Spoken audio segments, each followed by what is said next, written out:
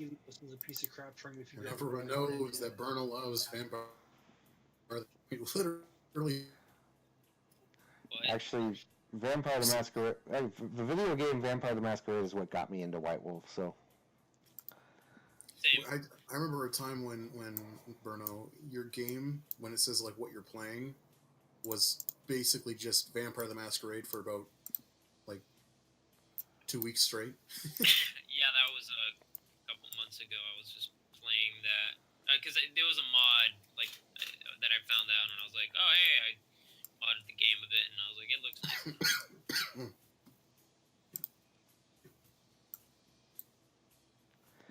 all right.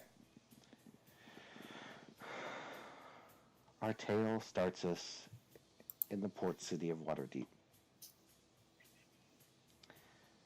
A city whose outlines are plagued by war between the orcs of Thousand Arrow Tribe and the Free Marshes. However, the city of Waterdeep has chosen not to take part in the war. It has chosen to instead expand its trade and use this as an opportunity to expand business. Our adventure starts in a small guild tavern attached to the guild house,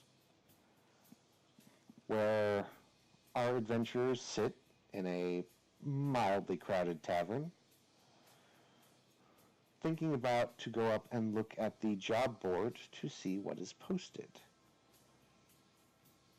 At the moment, it's fairly quiet.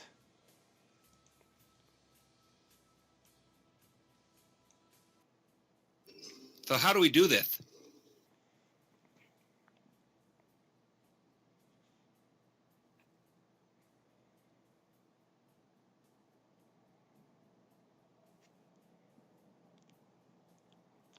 Guys? Oh, Sorry, I have to gather. Sorry, I have to recover from that fucking shit right there.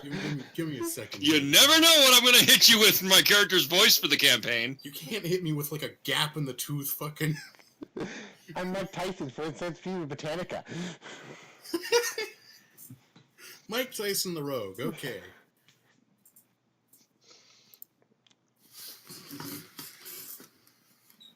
well, I will go check the job boards and see what's there.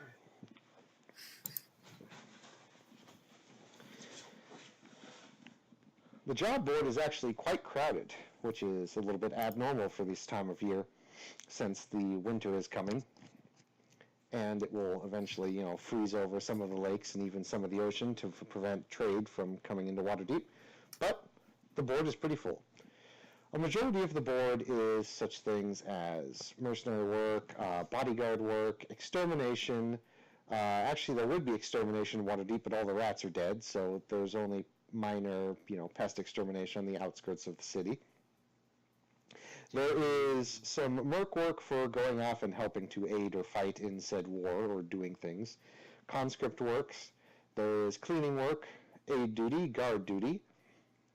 There is scouting on the hills to the eastern side of the city. And then there is a couple that catches your eye, at least a couple unique ones that seem to catch your eye. There are two in Primero. One of them says, dealings with for haunted wanted. This property damage, it wants some adventurers to come in and deal with what looks like a haunt or a ghost or something. What strikes you about this particular contract is it pays quite well. Simply for coming to talk to the man, he's offering each person who shows up 10 gold. And then he will discuss pay later. The second contract that strikes your fancy, or that sticks out, is a escort for a trade caravan into the Underdark.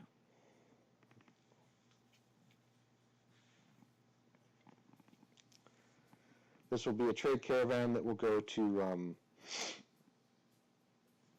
one of the, pretty much the only drow city that is willing to establish trade with the surface world right now. And to go there and back, it will pay negotiable services, but right now default 500 GP each for the entire trip, back and forth.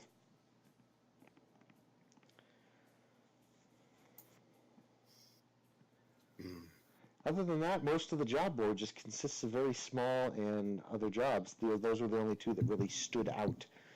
There's a gardening one, and the only other one that even really seems to spot your eye at all is giant slaying in the hills. Well, where are we? Are we sitting at a tavern table? Yes. Or are we? Okay. Well, I'll throw my elbow up on the counter or on the table and say, Underdark. Well, doesn't that sound grand? A lot of room for opportunity down there.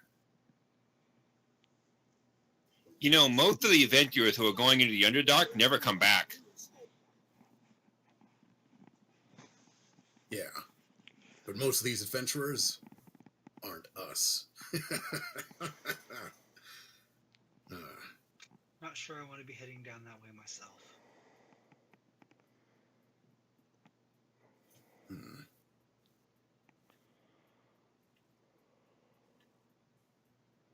Shall we go talk to the guy about the haunting?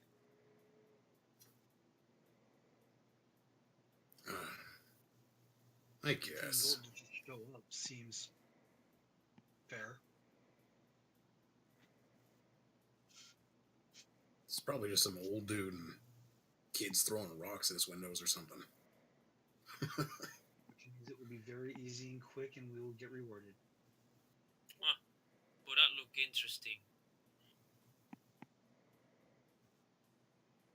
Which one of you was from the guild? Is that, did I get that, right? I thought all of us were. You're all members of the guild. Okay, good. At least I'm with the right crowd. You guys in specifically are part of the freelance group of the guild. The part of the guild where they say, you guys can go do whatever you want as long as you don't fuck with the guild, we don't care.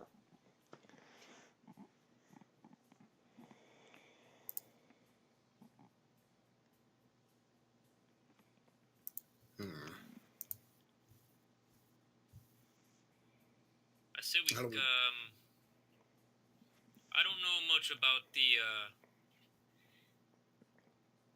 Darklands, but I'd say going out into some giant slaying in the hills.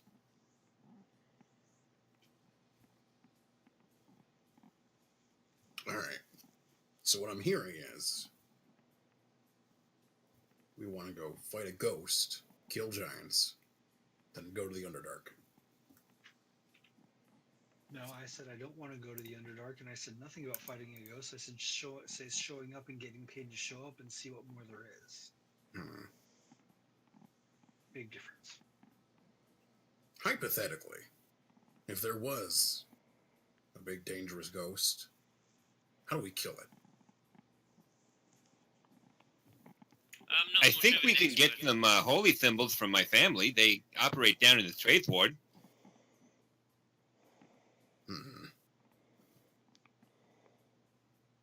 Ooh, and holy water. Yes, you can use holy water as a thrown grenade weapon. We sell those very cheaply.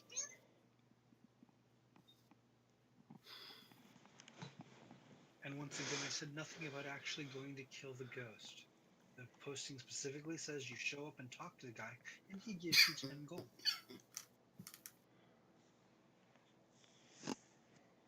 Yeah, I guess. I mean, easy money is easy money, right? You just show up and you get paid.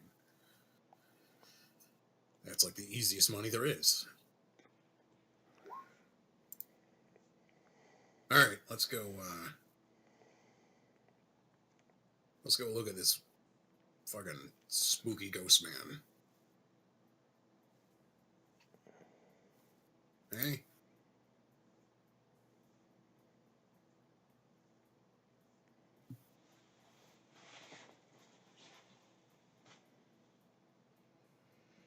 Where's it at?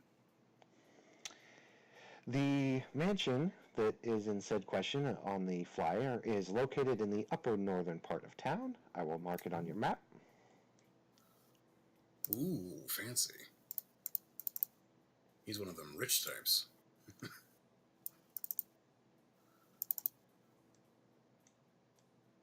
Does everyone see the red X? Yes. That is where the house is located. I will use a black circle to determine where your guild house is.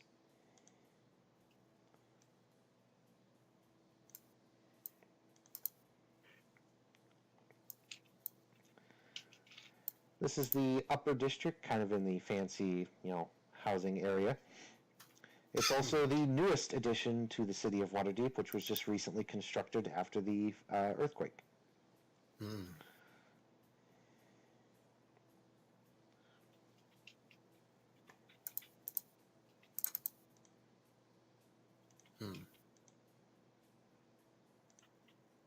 Okay.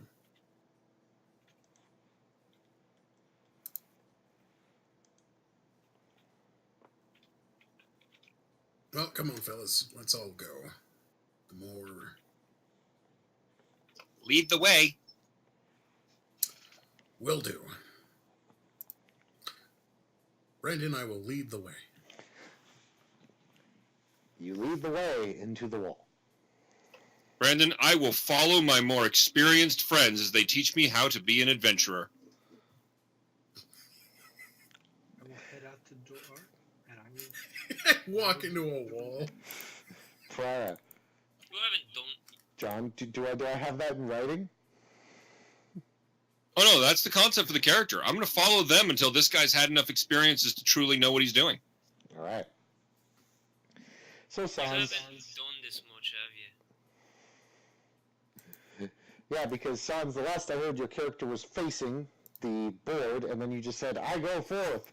So I'm like, "Oh, okay." You go forth into the board. Shut up, Brandon. Your fucking semantics. Fuck you. I carry the gnome, I guess. Since it's, I'm not a gnome. I'm a half elf. No, I'm a big half elf. I'm a 5'5" half elf. whatever you say, cutie. All right, let's go to this. I vote out of character that Sans be required to talk in a high-pitched voice. Greetings, ladies and gentlemen. There we go. Perfect. Oh. That's a gnome. I'm a fucking half elf. No. You have to say that in a high-pitched voice. I'm a fucking half elf. You gotta do it more like Skeletor. Ah, shit! It's He-Man. It's He-Man again. Everybody gets 1 XP for getting in character. Okay. So we'll I guess walk to the thing. 'Cause Yep. it's a bit far. Will do. Just letting you know I was serious about that. Everyone gets 1 XP for being in character so well. Alright. I'm He-Man now. Or fucking Skeletor. Make up your mind. Shit. You guys fucking yelled at me. Alright, so you proceed onward up to the streets. The city of Waterdeep is a bit more crowded than it normally is due to the outlying war kind of driving everyone into the states that are not fighting. However, you managed to make it through the market district area, which is just over to your right there, and you feel the best path is actually going up through the northern route since most of the marketing area is towards the south. After you get past the main crowded streets, your journey is quite easy. You go up through the main streets and you kind of come up to the front gate. You notice that the entire upper wealthy kind of outer area is actually surrounded by a giant gate and / wall. However, due to the fact of your status that you are in fact guild members, the guards look at your badges, they look at you, and they open the gate. You are now free to wander the upper district.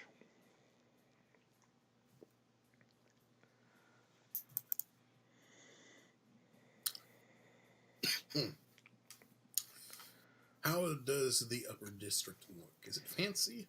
It's pretty darn fancy compared to most of the standard, stone houses that you saw down below. They're a lot more bigger, more vibrant. The roofs are carved. Some of them are carved with, marble pillar statues. A lot of them have very fancy and feng shui gardens.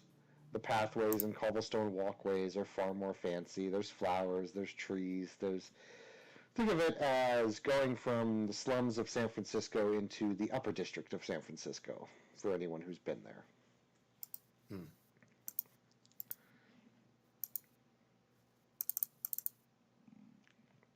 Okay. Alright, then I'm not sure if much of you know about. I don't think it's gonna be a ghost now.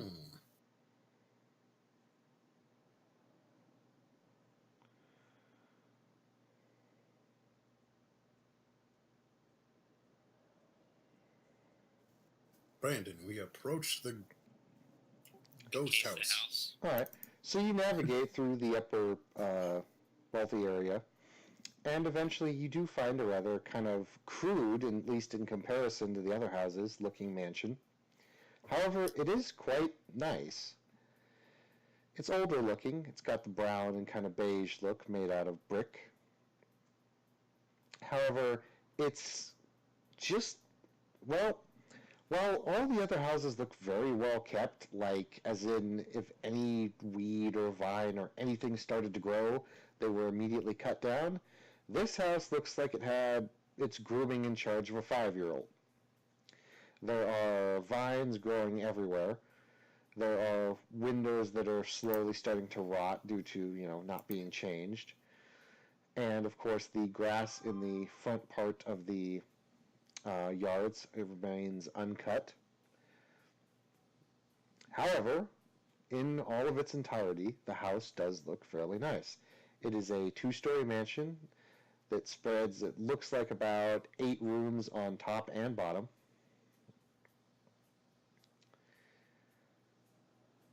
And you can see a man sitting out front on the steps smoking a pipe. He appears to be human, somewhat red-skinned with brown hair and somewhat pointy ears.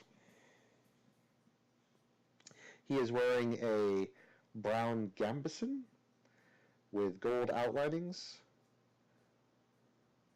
and normal brown trousers.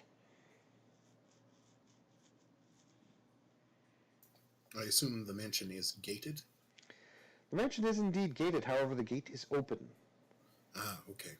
I will stand at the threshold of the gate and call out to him and say, "Sir, we have answered your call." He looks up somewhat intrigued, and he waves his hand over and beckons you to come forth. Okay. I will walk up to him. Make a will save. No, I'm just kidding. So you walk up to him. I assume, does everyone do this? Or does the rest of the party just stand at the gate while Sans goes and gets himself murdered? I let him go first, and then I follow. Okay. Ray, Pariah.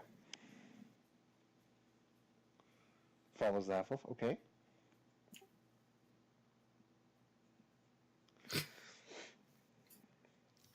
So, Ray?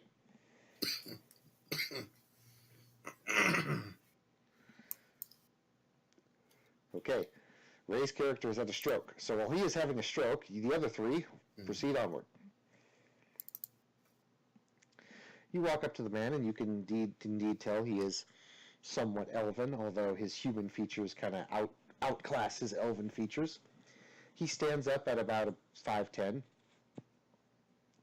Chapter 3. Your employer is not to be trusted.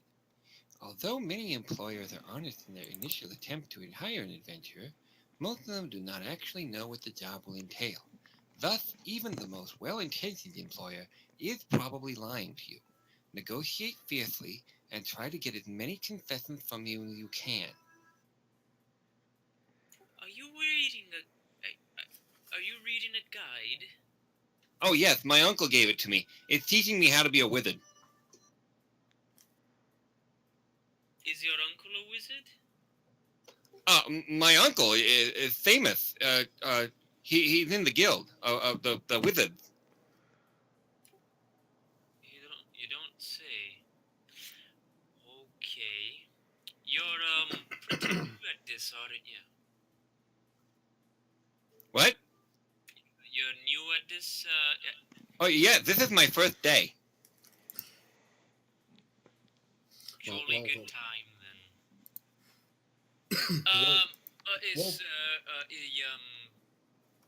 Are you the one that put out the advert for the house? Oh, why, yes. Yes, I am. Thank you all for coming. I understand that you would definitely want me to pay up front as the article describes, but I must ask that you come and at least hear me out. If you at least come in and hear me out, I will pay you. Okay, well then speak. That isn't actually part of what was part on the advert.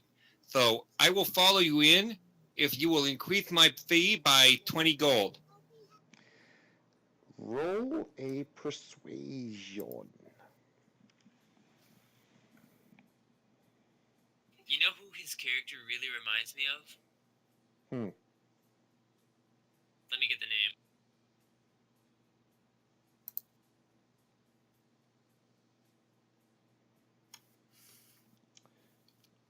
Interesting. There's no persuasion listed on this sheet. Diplomacy. Diplomacy, sorry. Roll me diplomacy difficulty 12. You kind of gotta infer. Excellent. He kind of looks at you, he nods his head, scratches his head, and he says, you know, that, in all honesty, that is fair, I suppose. Yes. Fair would be if you paid everybody that fee. Kid's got a point. Roll another diplomacy, difficulty 16. It would be kind of funny because, like, if his character's a bit with a stutter, he would sound like Milton from Office Space. He says, very well. That's fair. Yeah, yeah. Well, That sounds good to me. Well, He- let's get inside.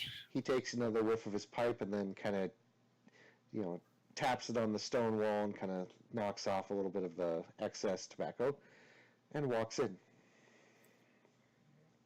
it's getting rather chilly outside. And I walk in. We'll follow him. I'll walk in, Sparrow. You just have a fucking huge dragon with you. No, it's actually it's about the size of a dwarf right now. Yeah, it's that's a medium big size. dragon. That's like the size of like a big dog. Actually, it's more like the size of a cat right now. Oh, okay. Well, it's not tiny size. It's medium, but yeah, Like a big dog. yeah, it's Yeah, like exactly. a big dog. Well, that's the size of my Eidolon too. So we just have two big dogs. One looks like a fucking horror show with two arms growing out of it. What the hell is that? I know that's probably a dragon, but what? By Celine, what the hell is that? This is my pet. Keeps me safe. And I heard it's apparently a pretty dangerous place with these ghosts wandering around. Yes. He sits down at this rather large kind of dining table in the main guest room. Actually, you know, Morning. you walk in. Many of your employers will try to entice you in with high-priced offers, although they don't actually have the money. Be sure to acquire payment as soon as it is owed. So we followed you in. I believe that means you have to pay us now. I said if you hear me out, I'll pay you. Actually, you said that if we followed you in, which is exactly what we did. This would be the good faith payment of 20 gold each that you promised at the door for following you in, and then we'll hear you out to get the rest of it. How's that? He hands you the 20 gold, each of you.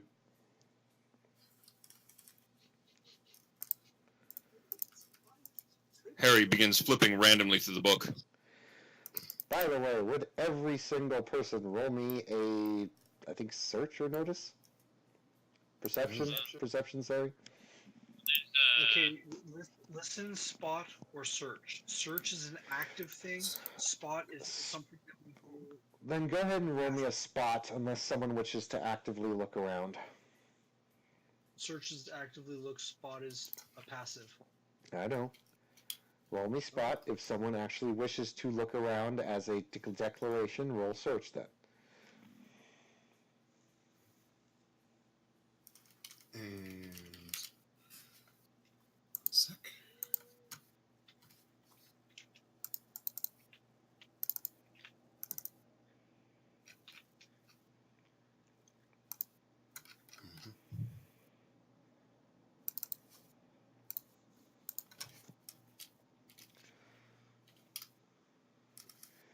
Weird how Yeah. that it is a PM.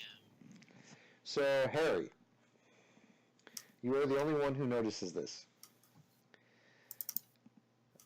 It's a very nice and kind of considerate house. There are small banners occasionally on each house that look like they hold a family crest.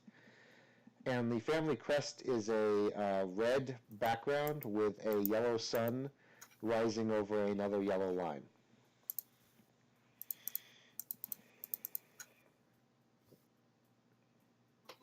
Harry is going to pull out his pen and quill, sit down at a table, and idly doodle that house crest as small as possible on one of the final pages of his book. Mm-hmm. Down in a corner where it won't interfere with recording a spell. So Draven won't sit down at the dining table, but instead kind of lean over it a bit and tap his finger on the wood and say, "All right, so we heard that you have a ghost problem." Okay, that works. Yes.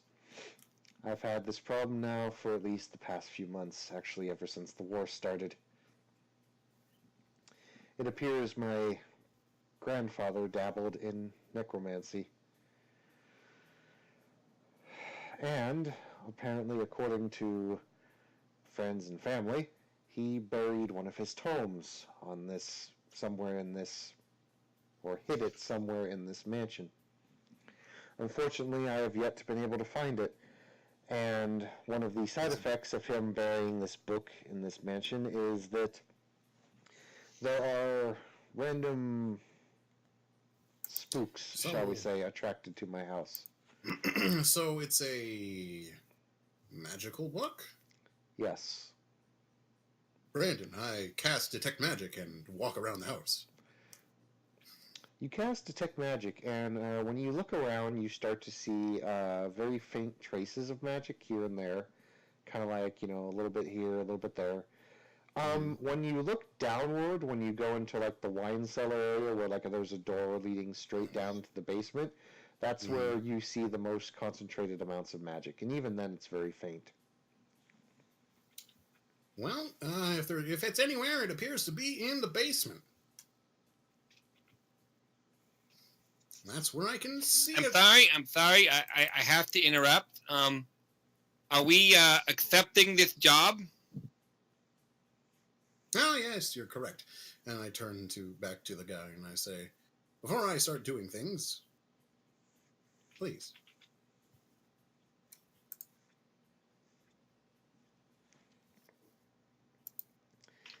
He nods, and he says, if you take care of this ghost problem, I will pay you 50 gold each.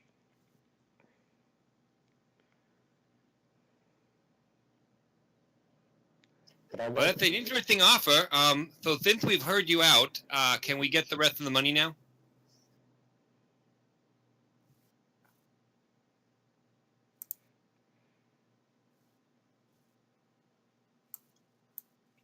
Yeah, that'd be 10 for each. No, that would be 20 more for each. No, he gave you guys the 20 each already. He gave us the 20 each that I negotiated at the door. He has not paid us for showing up and hearing him out. Which is 10 each. So in total, you guys have made 30 gold each.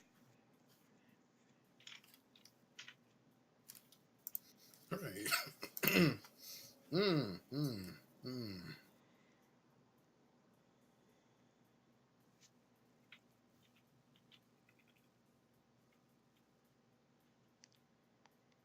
Tell me about some of the happenings going on in this house.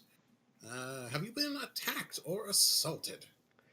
He holds up his arm and he shows you what looks like where someone grabbed him really, really hard and has left red lines all along his right arm. I have had a few reach out to me, yes. It seems to happen mostly at night. They come in droves, sometimes one at a time. Often driving me from my house. I've had to stay at the inn most of the past week here because it has gotten to the point where they have gotten violent. Most of these specters, I cannot tell details in their face. Hmm.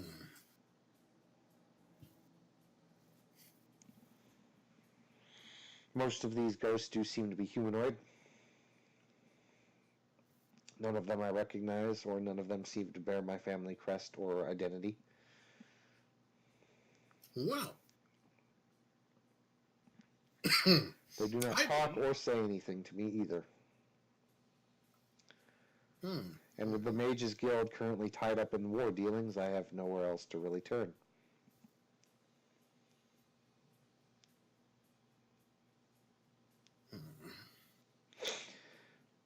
Sans, you still have detect magic on. Yes. You can also see magic at the front doorway and at every single window. Really? Yes. You can also see a little bit of magic in the fireplace as well.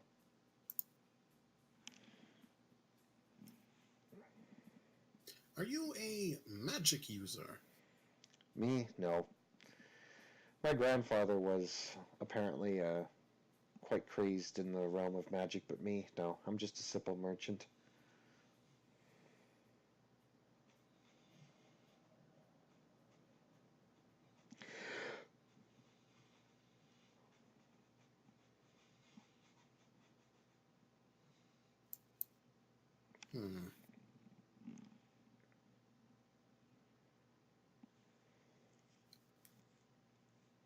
Brandon, Mm-hmm.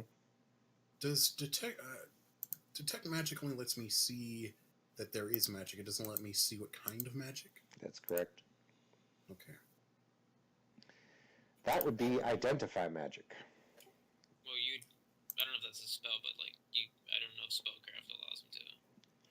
He could try to spellcraft to see if he could do it.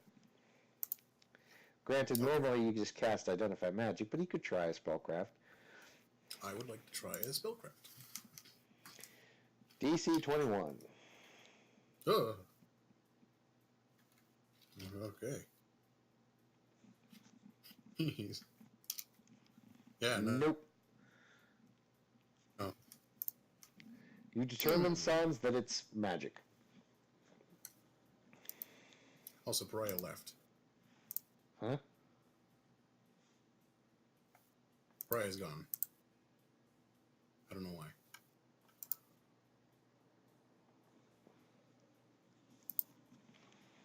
Should we... Oh.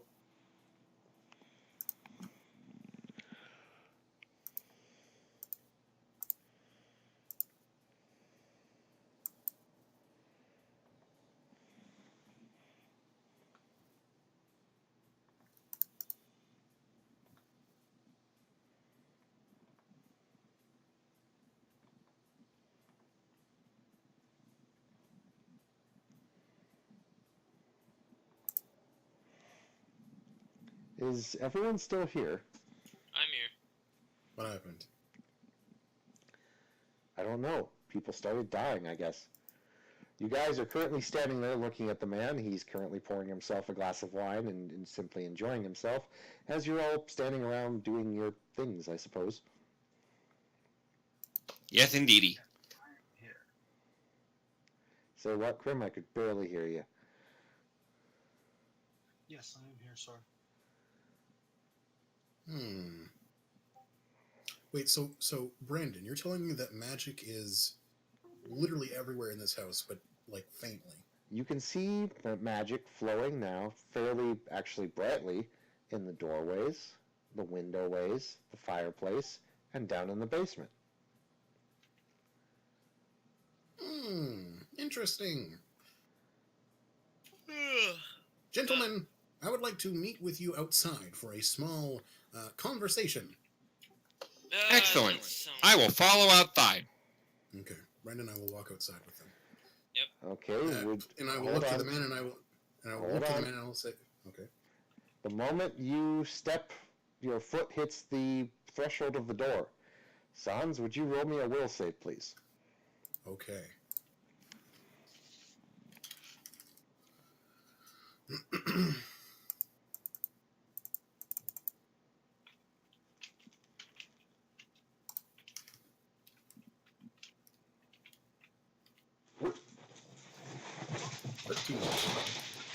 Okay. When you go to walk out the door, you hit the door, and you fall back on your butt. Aha! We are trapped inside. You Magic sure on. you're not just walking into things like you did before? For anyone No. else, for anyone that was watching him, you saw that he walked, and then it hit something in the air, and then fell back. Sorry, I had to test that theory. There's magic around the doors and the windows. Wait, what? Is magic around the doors and the windows? What's going on here? And I turn to the man. What's going on here? The man is nowhere to be seen. Oh, fucking hell, nah. Fucking It was the what's ghost! happening inside of you? I'll fucking kill you and exercise you out of your fucking ass.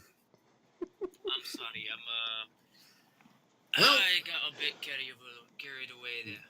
The good news is, we got money from him, so he gave us Was money. the money even real? No, the money is real. You guys have real money. We got paid by a ghost to come meet him. That's It- perfectly fine. There is some details I need to tell you guys, though. Okay. The money looks very old. It looks like, it's gold, it's legit, but it looks poorly kept, if you know what I mean. Like it's been around a while. And now that you're looking at the interior of the house, it looks a lot more poor. Alright, strong arms, how about you try, breaking down that door? Or one of the windows, but I'm supposing that the, magic on them is, some kind of, All we gotta do is go to the basement and burn the book. Because I can see. Fuck you, I've read enough stories about going into basements inside haunted places, and that's gonna kill us all.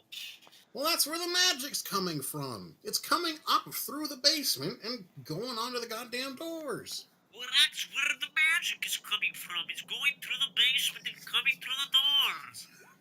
Yes, I understood what you said, No. and yeah, I am taking the piss out of you. There's no need to be violent. I'm not being What is violent. sitting around the room? Objects, small objects. You notice that there's like plates, pots, pans, everything you'd see in a dining room or kitchen, but all old and kind of down. I'm gonna pick up a fork. Gonna pick up a fork, okay. You pick up a fork and throw it at what? Through the door. You pick up a fork, you throw it, and it bounces off of something that's in the doorway. But the door's standing open still, correct? Yes, the door is still open. You can actually see outside. Hey, Brandon, Mm-hmm. if there's a big spooky ghost running around trying to kill us now, and ghosts are magical, can I see the ghost? You do not see any beings of magic up on this level coming at you. There is nothing up here except the magic in the windows, the magic in the door, and the bright light now coming from the bottom basement area. There is a little bit of magic in the fireplace, although it appears to be very faint.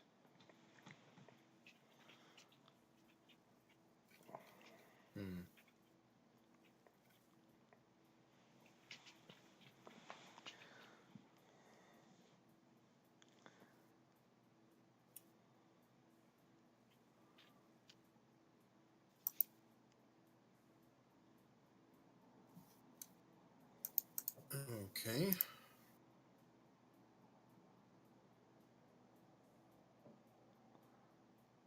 Well, how about you go down there first and test out that little theory you got? Fine. If I have to deal with it, then I will. Brandon, I walk towards the basement, and I send my Eidolon down there first, and I walk down behind it. All right. You walk down towards the basement. As you approach the bottom of the stairs, where you can see the light coming out of and the faint green light coming out of physically as well, you notice that there's a wine cellar door basically there.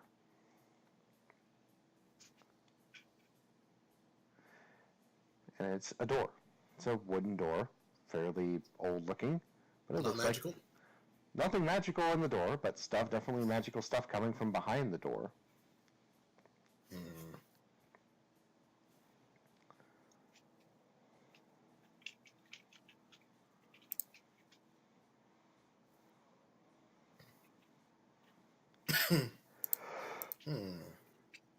I'll jiggle the door. Is it locked? It is not locked. I will step back and let my Eidolon open the door with his arms. Your Eidolon opens the door. It opens into a vast wine cellar that almost appears to be as big as the house itself.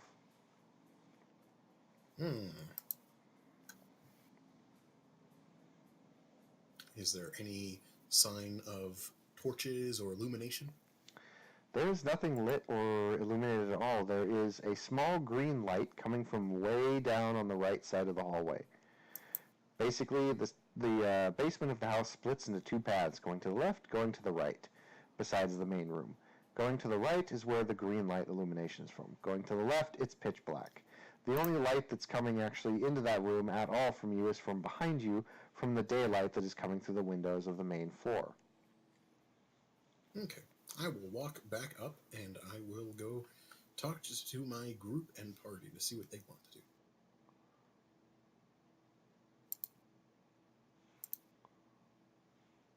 Well, there's a big spooky green light down there, and there's no torches or fire or anything like that.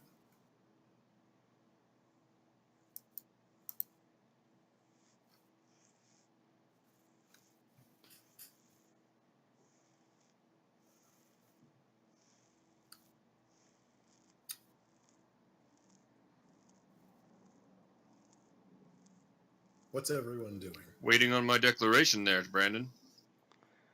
Oh, normally just a D20 flat.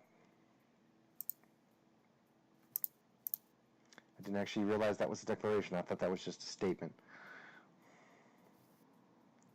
Okay, easy. I make a torch. I produce a tinder twig from my bag and light the torch. The torch is lit. It illuminates brightly. I commit arson. Okay. You start to light the place on fire. Oh, I can help with that. Do you want me to make some oil, some grease? Wait, didn't you say down there was like a wine cellar? Yeah, it's all lime celery and green light and spooky. Granted, lighting this place on fire is somewhat difficult, considering as how the majority of the house is brick. However, you look for anything that resembles wood and start lighting it on fire. Am I assumed it correctly? Yep. Okay. And sooner or later, when all the stuff that's not brick is burning, it will remove the barriers that keep us from walking out. Window frames are often wooden. Mm-hmm. Roofs are often flammable.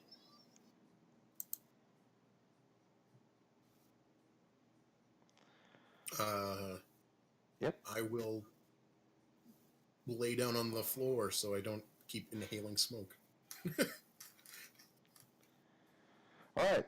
So after a while, you start to light things on fire. Actually, would every single person roll me a fortitude save for the smoke? DC. Okay, well, you didn't mention anything about smoke. When the smoke comes up, I'm going to get a cloth, wet it with a canteen from my belt, and lay down on the floor. Excellent. Then anyone who chooses to lay down on the floor or take precautions to avoid the smoke, roll me a Fortitude save DC 5. For anyone that doesn't, roll me a Fortitude save DC 11. Sure. I will follow the smart guy's suggestions and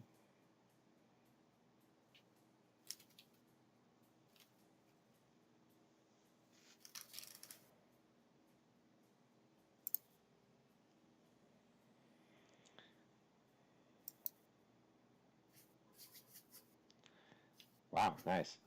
So yeah, everyone takes precautions and manages to avoid choking on the smoke. God, I hate dice rollers.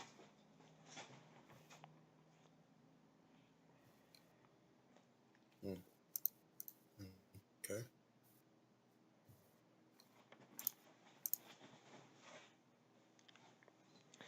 After a while, the wooden furnishings and chairs and furniture and other things slowly start to burn away. Carpets even eventually catch fire, and it gets very, very musty and smelly. For every 5 minutes that you guys stay in this place, the fortitude save for not choking on smoke will increase by 5.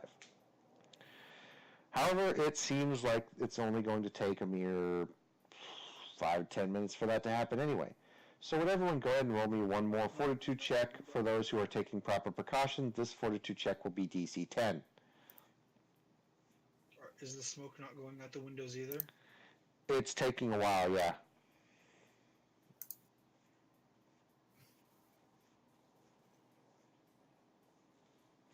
I'm just curious. It would seem that the smoke would rather go out the windows than go all the way to the floor is what I was curious about. Indeed, it's not going out the windows as you thought. What about the ceiling, Brandon? Is the roof magically reinforced? The roof does not seem to be being reinforced, and the roof is actually starting to start catch fire as well. Because once that goes, the smoke will have somewhere to go.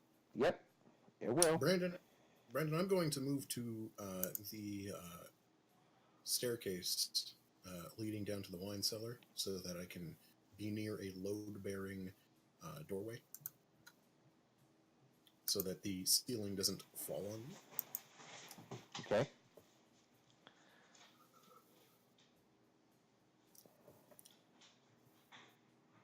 I'm sorry, how many did you ask for? I only asked for 2. Oh, I thought you said 6. I'm sorry. So yeah, Harry's fine. I'm like, what the fuck? Harry just sits there as the rest of the party evacuates. He's like, no, guys, I'm going to sit here and take notes. Eventually, the roof catches fire and some debris does fall. Would everyone roll me a d20 flat, please, just to see where the debris lands? A 2 or lower means you get hit by fallen debris.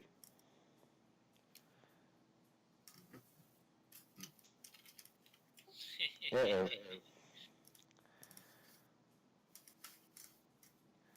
Darian, would you take? May I bat it out of the air when I see that it's going to hit one of my friends? Roll me a reflex DC 12. Okay, you may attack the wood. Roll an attack roll against the wood. You hit. And that destroys the wood. So, Bruno, take 1 damage from splinters. Ow, whatever will I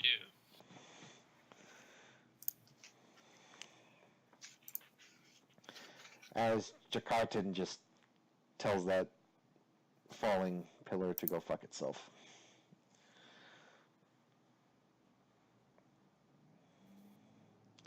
So the roof is now away, and the entire bottom of the house is now filled with bright sunlight.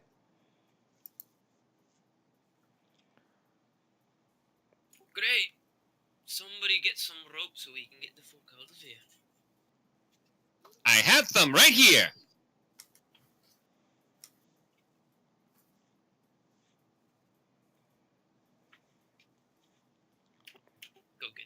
myself out. By the way, that creepy cellar like filled with wine bottles and shit. If Mm-hmm. you want, I can shoot some grease down there, and you can throw a piece of fiery wood and. No, we don't want the fire beneath us. See, Chapter 18. When you encounter difficulties inside of a civilian area, sometimes it is best to remember that the civilian area themselves is going to have some sort of defenses. Call on the defenses of the civilization that you are surrounded by. A building is on fire in the wealthy district of town. I imagine that the fire brigade is always on the way. I guess that's true. Alrighty. That hurt. Jerks. Let's I'm just climbing. Brandon, did somebody actually say it, or are you just saying that? No, you guys actually hear that as you're climbing out. And you guys climb out the roof, and I assume everyone climbs out. Yep. You all climb out, and you immediately look back at the house, and you're seeing your rope come from the second-story window open, and the house... Yeah, I'm collecting the rope on my way down. Yep, and the house is unburned and normal and not on fire. I flip off the house. You flip off the house.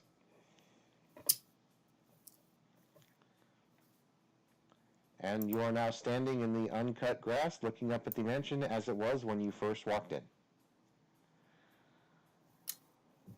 Say, those giants are sounding better and better. I agree.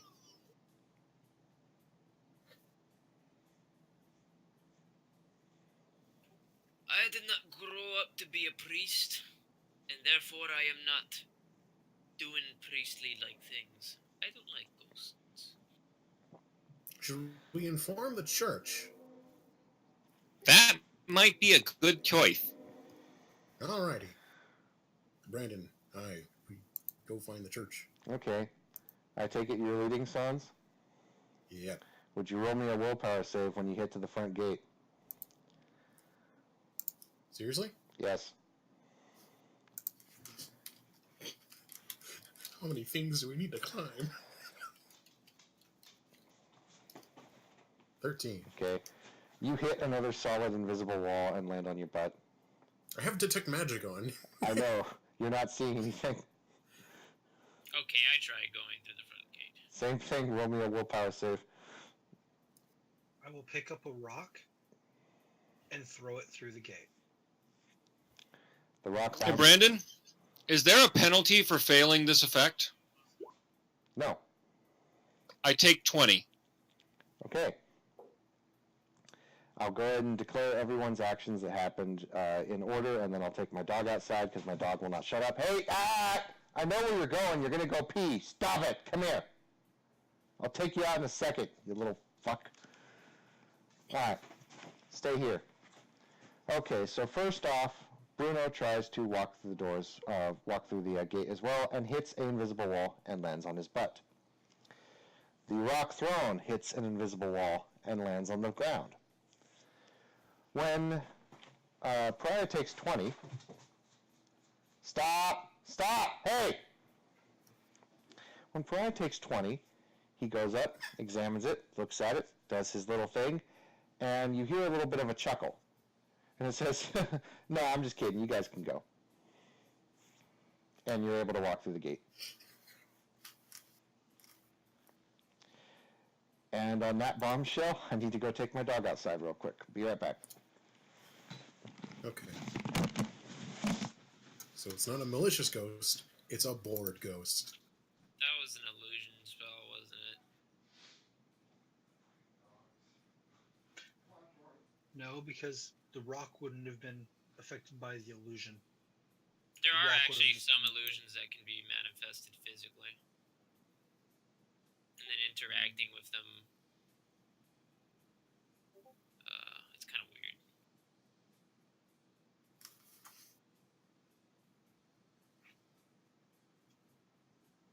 Okay. I'm reading it. I see. I'm sorry.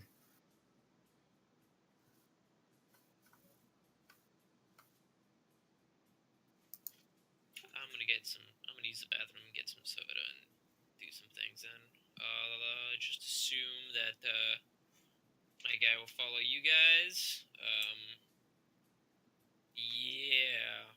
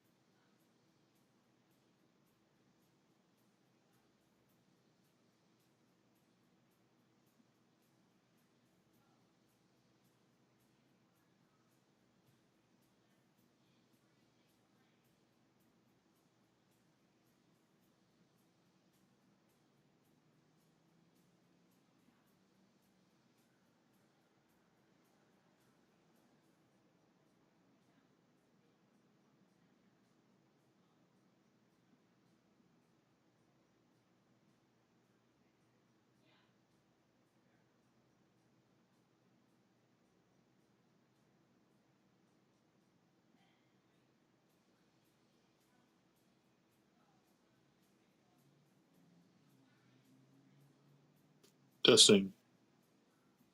Failing. Testing. No, fuck you.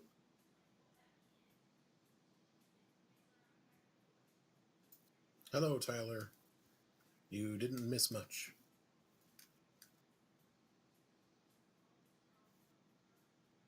Would you like a recap?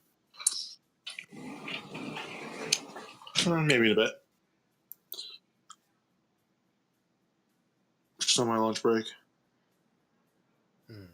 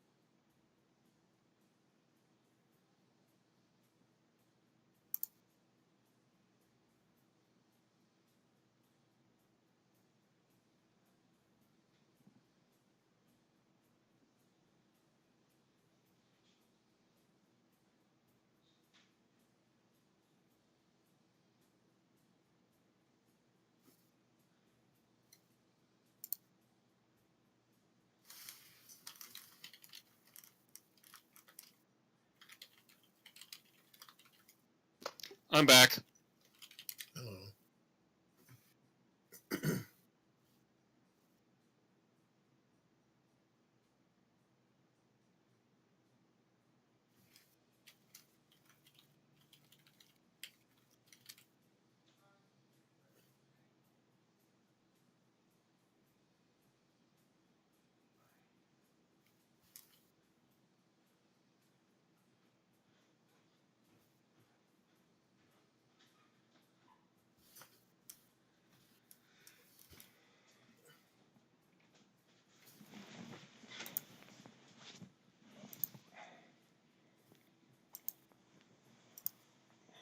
So, what'd I miss? And I'm back.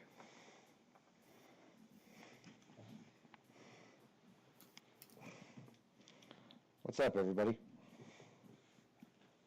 We await the GM. I believe we've just escaped from the spooky house, 30 gold coins richer each, and we're talking about where to go next. Mhm. Church. By the way, Brandon, Yeah. I claim single kill on that adventure. Well, you are the one who solved the puzzle, so that will definitely be an XP boost at the end. Don't worry about that.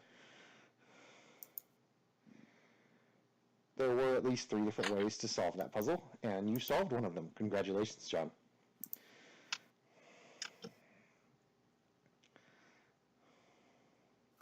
Thank you very much. And as a record, the voice laughed, said it was just kidding, and let you guys out. Yes. And I hope that your spooky ghost doesn't take things personally. No, not at all. Yes. And now we're walking to the church to tell them to expel it.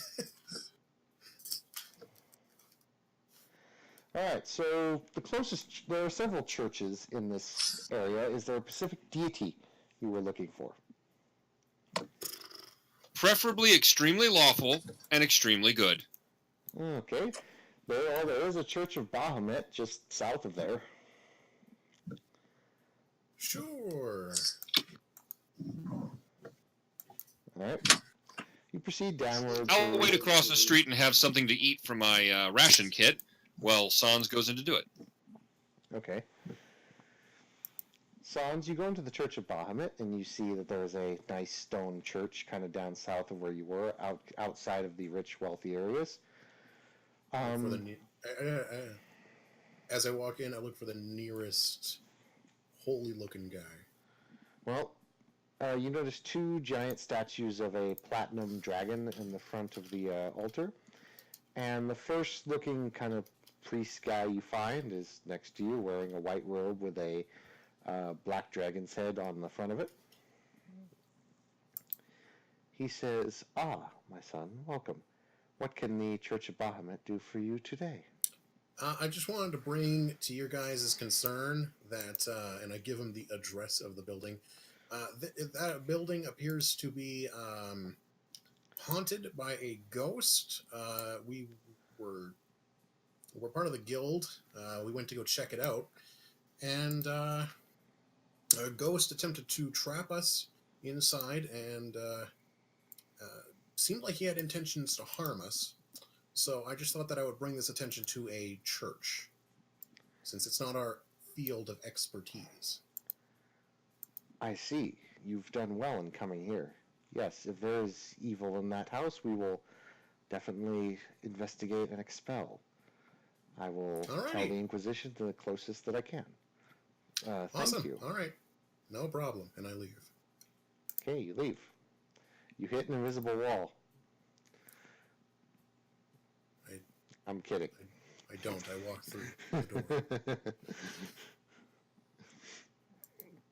And I walk back to the party and I say, "There we go. All right. Problem solved."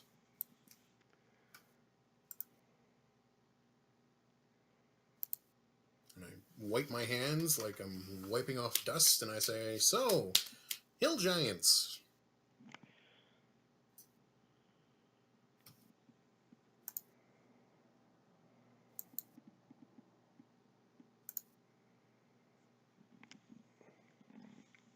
Your statement echoes throughout the wind as it falls upon deaf ears.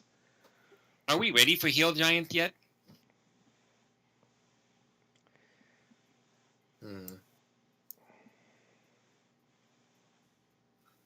Well, what do you want to do to get ready for that sort of You have thing? a better suggestion? Well, I noticed that there was actually a job for scouting. Do we have scouting skills? Yes. There's also a job for gardening, but I mean, I don't know about that.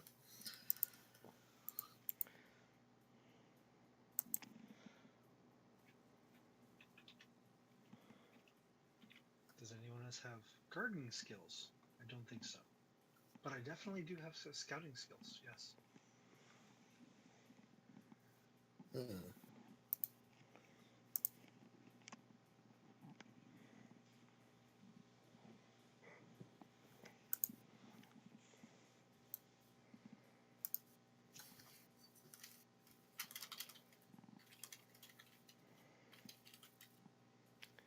A cold breeze blows in from the northern winds.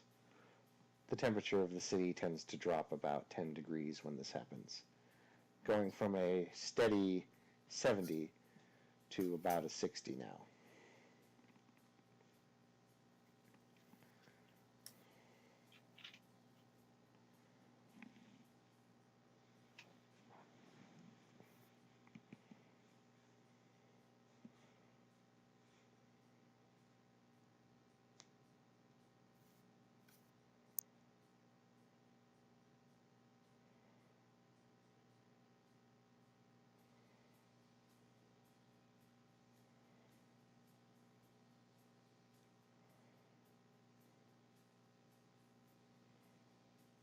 Let's go.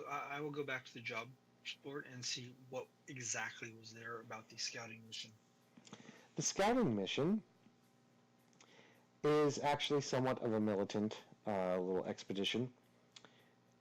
It requires you to report to the guard barracks, and they are going to send you out with a small scouting party to do a little bit of terrain mapping, if you will, and scouting for the local Free Marsh garrison of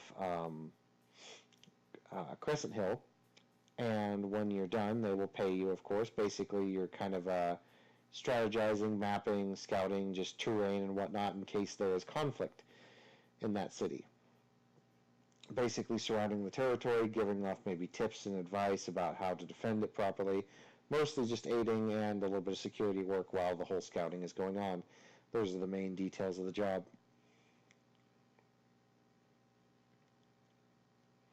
I will go back to the party and relate that.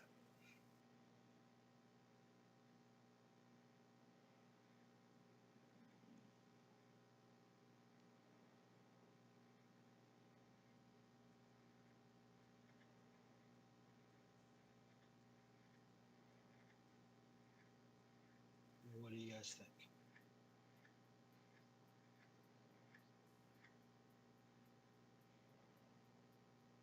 I think your companions have died. Who's currently? Well, I mean, to be fair, I think we can do that. I don't think we can handle a trip into the Underdark at this point, though. Oh, no, definitely not the Underdog. I was talking about the scouting. Yes. Unless we want to do gardening, and I'm not much for gardening.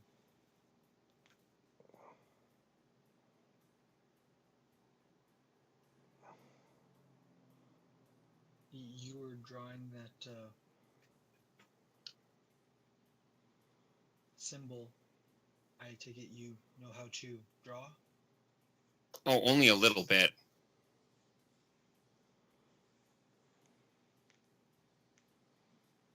Will survival give me the tools to do cartography? It won't give you the skills to do cartography, per se.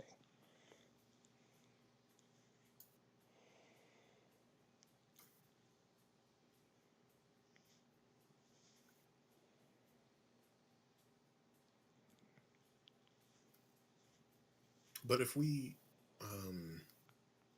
we did it and we took our time, could we just say like we take 10 and we make a map?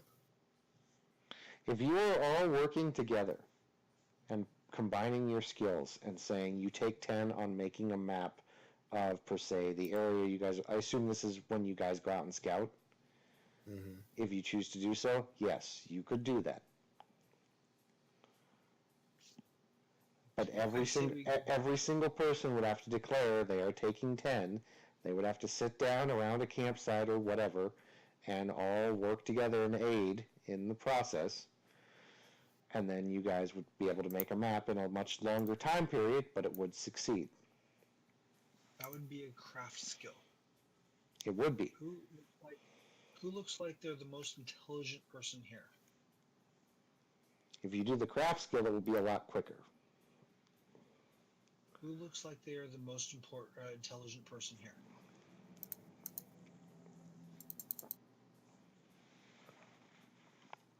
I'm guessing our bookworm friend.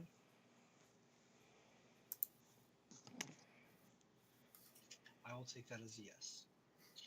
I would suggest that he does the mapping by doing a craft skill check, and that we aid him, all taking 20 on this check to do so. Well, that certainly sounds like a plan. What about when we encounter things? Then I will hit it hard.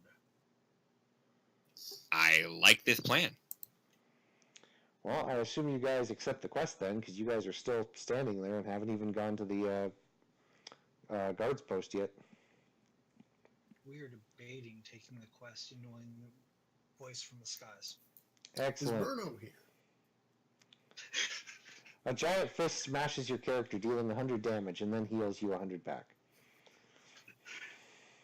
Unfortunately, that first 100 points kills me. I cannot be healed if I'm already dead.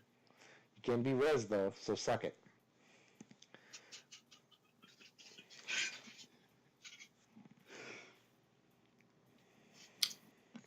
Hey guys, the guard post, I believe, is this way. And I'm going to head off that way. I follow along behind him. Okay. Excellent. You proceed onward to the guard post. This is in the western part of the most town, near the far right of the front gates. The guard post is actually quite large for this city. It expands over an entire city block, each house being a different part of the guard outpost. The main outpost is a very large building by the front of the gate made out of solid stone looking like a castle tower, and it is the main front part entrance due to the fact that that's basically where the barracks are as well. You proceed onward into the front, and you can see as you walk in, there's a front desk, a very large front desk. There is a woman in armor sitting at the front desk, kind of filing out paperwork. There is a man over to the right sitting up at a podium, scrawling something with an ink pen. And there are guards here and there walking around. There are a few people in cells here and there. Basically typical guard post. There is a very tall, sturdy man wearing bright, vibrant armor sitting over at another desk back behind the woman, filing out paperwork of his own.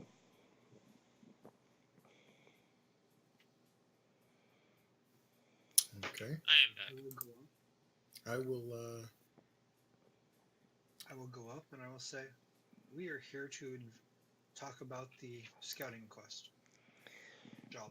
The woman looks up from her paperwork and looks back. And then the guy, all the way back in the very back in the bright, vibrant armor, looks up, looks at the woman and says, Captain, you want to take this one? She says, all right. Let's see, 1, 2, 3, 4. Okay, yeah, that'll work. All right. Just sign these papers here, please, stating that any injuries or toe stubbing that is done upon this mission will not be brought back down upon the guard camping, and you assume all responsibility for any injuries you may receive out in the field. Wait a minute. You mean if we didn't sign this, you would be responsible for every bad thing that happened to us? Oh, heck no. But it's good to have it in writing so no one bitches and complains. Why would you care if they bitch and complain? People bitch and complain all the time. It makes it easier on me, but you don't need to sign if you don't want to.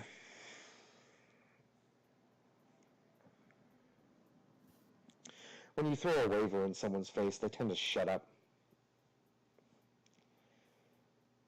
Why? I think it's because most people can't read. Well, that's a stupid mistake to make. she chuckles at that.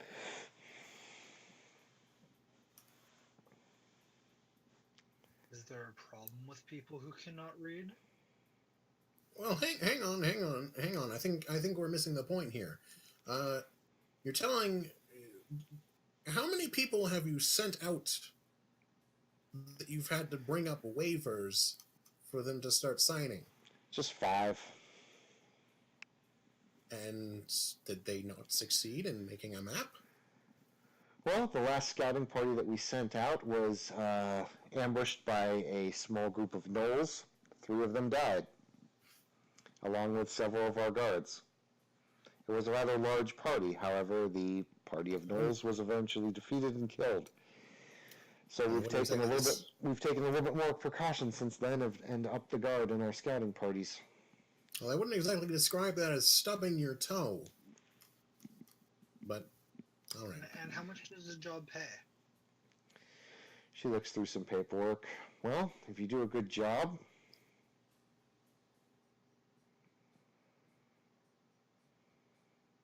looks like what I've got here written on is 100 gold each.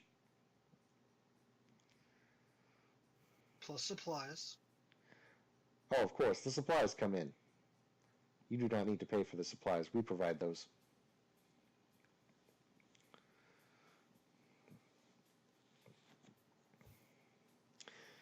We also provide armed escort if needed.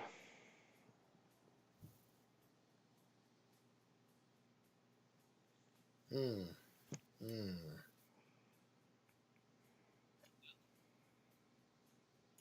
that it's supplies in 100 gold each. Look over it, Harry.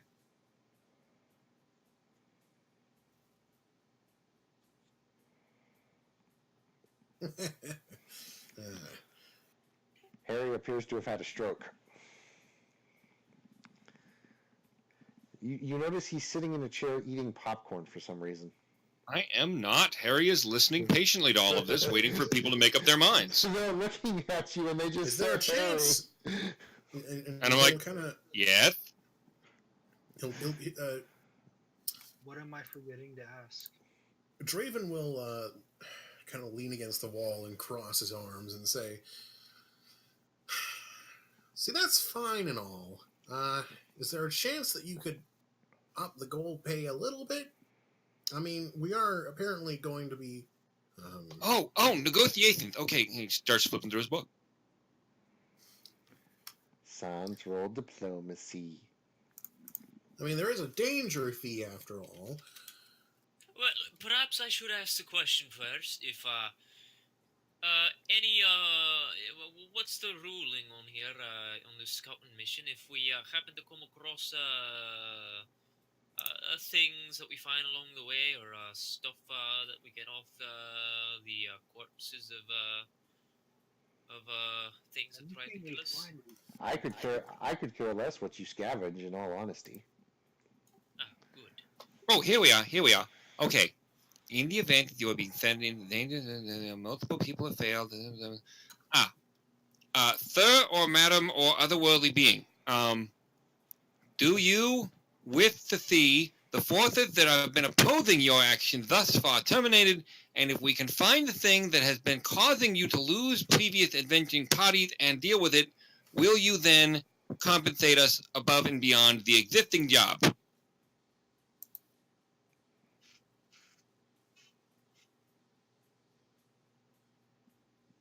She looks at you. She looks at your companion. He was reading that word for word from the book. I know. She looks at you. She looks at your companions. She looks back at you. And she says, well, if you wanted to take out an annoying little tribe of gnolls that have been giving us trouble recently, that have been attacking caravans along that southern route where you're going to be scouting, if you wish to do that extra part, I could increase your pay. I would also most certainly allow you to take any loot that you find from them. By how much? Oh, what's this? Sidebar. Oh.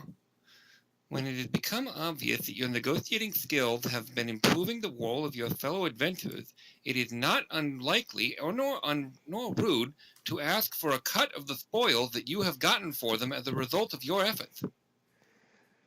She looks at Harry and then kind of just looks at all the other people.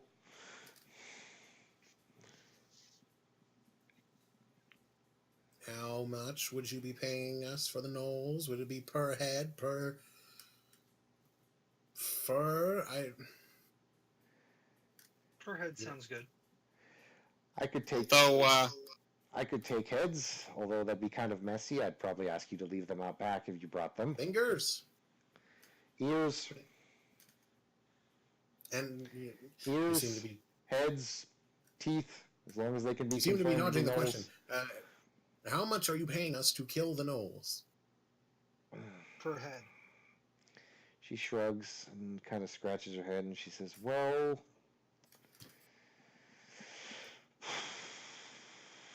$10 per head. Ooh, I don't know about that. But they just killed 3 of your people, right? 3 volunteers. And you lost some guardsmen, though. I mean, come on. You must have known those men. It must mean something to you. You must have some sort of personal stake in this. Well, actually, they were from Skridhall. I didn't know them at all. Just transferred here. Just 2 days till retirement, too.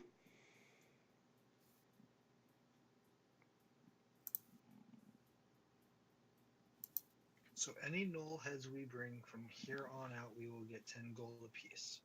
4. She looks around. She says, yeah, you know what? Why not? Each? We could use the help. Of course. 10 gold per head. Just 10 gold per head. Not 10 gold each of you per head. 10 gold per head. Because that would be cheating. Because then this fine young man here with the giant sword would just go out and kill everything, and you guys would sit here on your butts doing nothing. And that wouldn't be very fair now, would it? My character starts counting, sort of. 1, 2... Many... I kind of blink slowly at the blatant discrimination, but... She looks at you and shrugs. People are going to be more than 10. Because there's lots of us, and 10's not lots.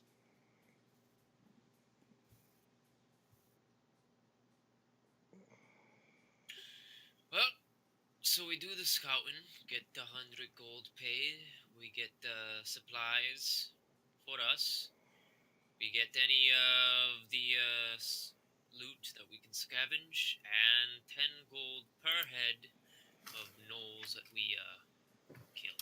That sounds decently enough. So, do you guys agree that I have demonstrated unusual negotiating skills and increased the amount of money we are receiving for our job? I'd say probably. Would it be uncouth of me at this point to suggest that I might receive a additional stipend to cover my negotiating abilities? Oh, this guy's good. I agree. I'll look back at the lady. He's right. He should get more. You should pay him more. She says, nice try there, pal, but the gold is going to be divided up amongst you. You're the ones who are going to have to pay him more. Granted, he is pretty clever. I like that. However... I'm only suggesting, 1 gold piece per gnoll,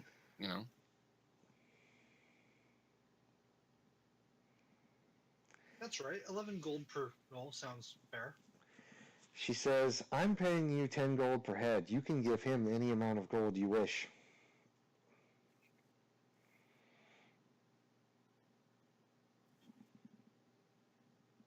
Whatever.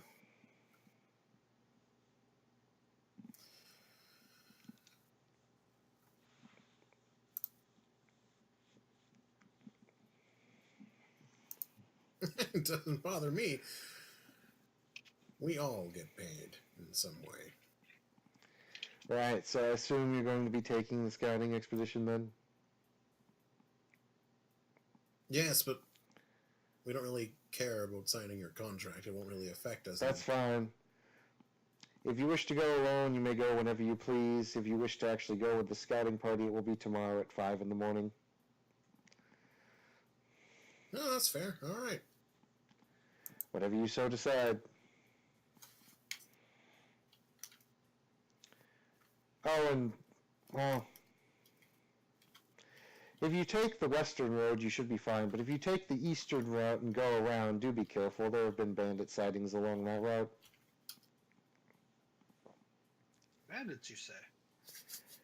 Yeah, bandits calling themselves the White Hand. The right hand? White Hand. And how much per hand are you giving us? She chuckles a bit. Well, if you wanted to get into bounty work, she goes through some papers here. 1, 2, 3, 4.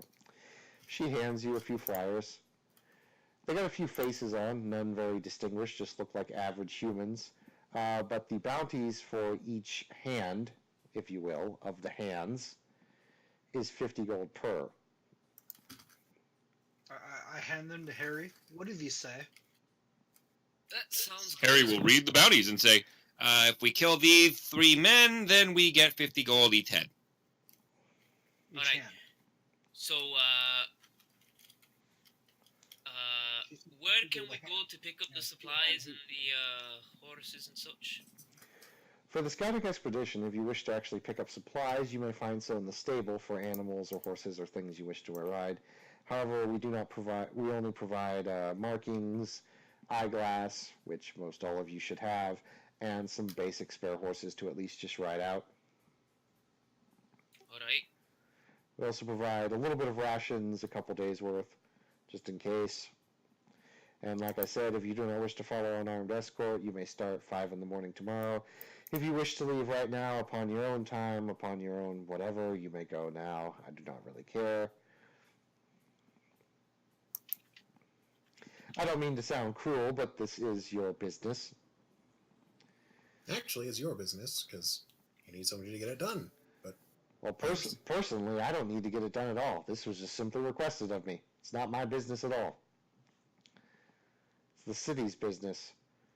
My business is to keep the peace in the city. What the city wishes to do outside is its business. Alright, well, I say we, go grab our, things, get to the stables, and then head out. Sounds like an adventure. sounds like something to do. Where's the sword?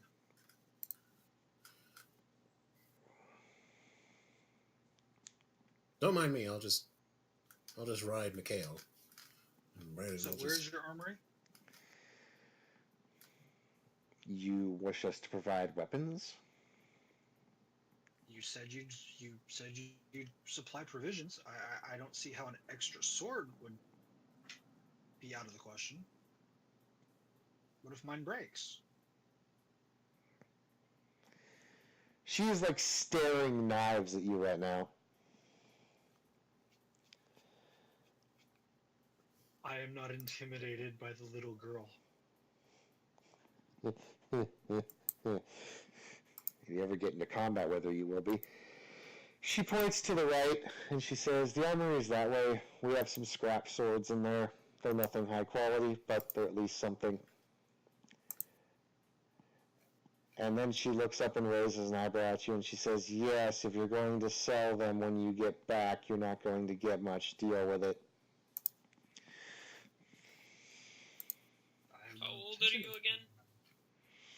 She looks like she's in her mid-30s, and that is what she declares. She's fairly striking in terms of appearance. She's a tan-skinned woman with black hair tied up in a straight bow in the back, and she's wearing fairly decent plate armor. She looks like she stands about 6'1". I like her already.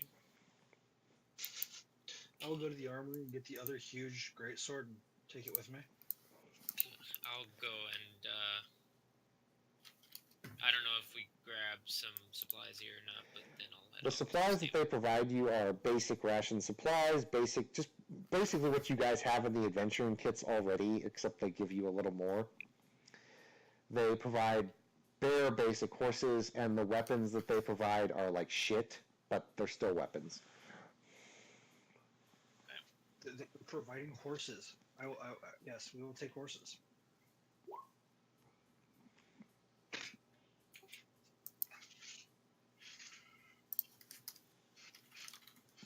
Okay. Get a one for myself. Yeah.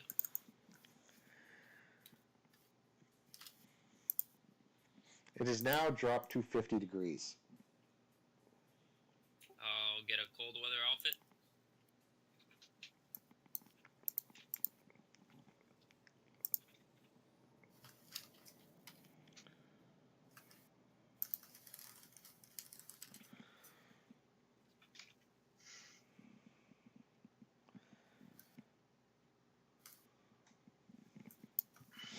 They say yes to that question, John.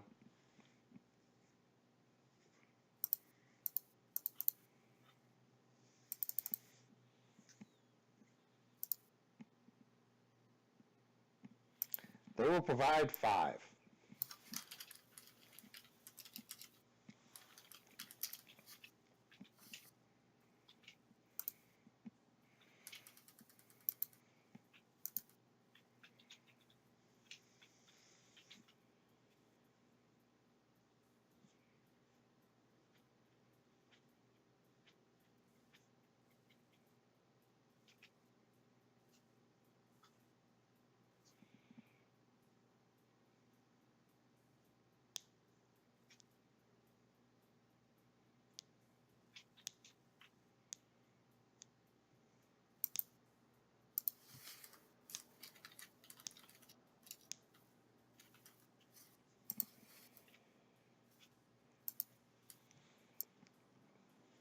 All right.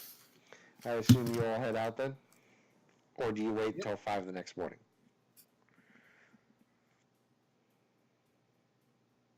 I will go and pick. There's 4 of us here right now. I will go and pick out at least 4 good horses, probably 8, so that we have a change of horses.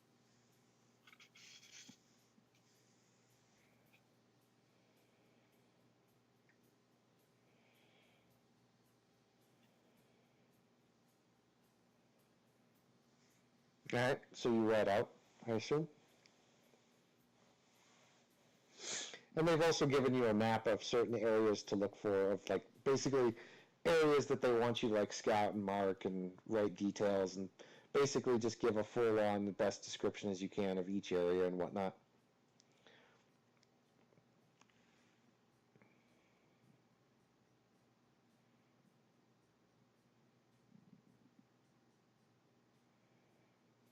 And I assume you all head out.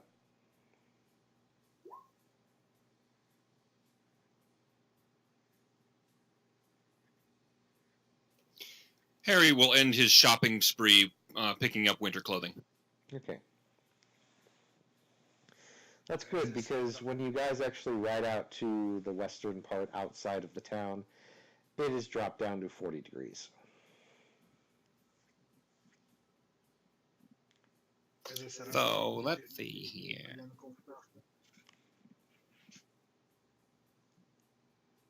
Are they allowing me to take the 8 horses? The 8 horses?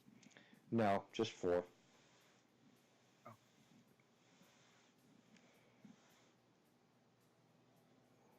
That's very sad. Understandable, but very sad. It will be a sad campaign. So, guys, is there anything that you wanted to also pick up in the way of more advanced stuff?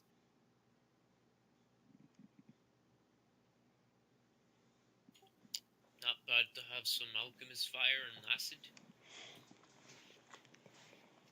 But you're right. We should go ask for some of that.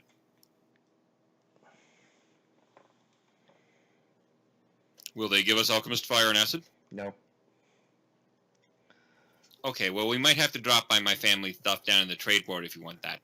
There you go. I figure, it might be useful to dealing with swarms and all that such. Absolutely, absolutely. So are we going there next? Suppose, it's your place. Right. I lead the way to my family's shop. All right. And once you describe the shop, we will end the session there. So the Smith family shop is simply regarded as Village Smiths, and it is swarming. It is a 3-story building with the first floor all support beams and an open bazaar of tables and tents. Here you can see a lot of people with a slight resemblance to Harry, sitting at various booths and for all the world looking like they are unrelated shopkeepers who are selling various things. In fact, as you begin to look around, you see that several of them are selling the same items, but at slightly different prices. Less money towards the back, higher prices towards the front and the street. The entire area is swarming. There are all manner of adventurers. You see half-dragons and men with glowing golden eyes and more bizarre, freaky tattoos than you can shake a stick at. Several people have little wings. Everyone is wearing very edgy leather clothing. There's a prominent display of large, bold weapons, all of which have been peace-tied for the city. Everyone is trying to keep their hood up so that no one can see their face, but at the same time, trying desperately to be seen. And they are handing over money. Meanwhile, all of the various shopkeepers are minding their own business and trading goods, and apparently have a limited supply, and several of them are saying this over and over again. Harry waits patiently off in one corner until one of the shopkeepers runs out of goods, closes up his shop, and starts to walk away, and sees Harry. And Harry says, "Hey, Dad, I was thinking we might be doing some returns." And his father looks at him for a second, and then leads the way upstairs to where the real business is conducted.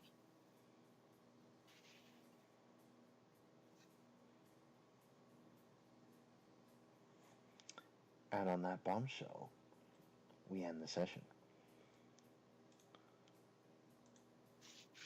Hooray!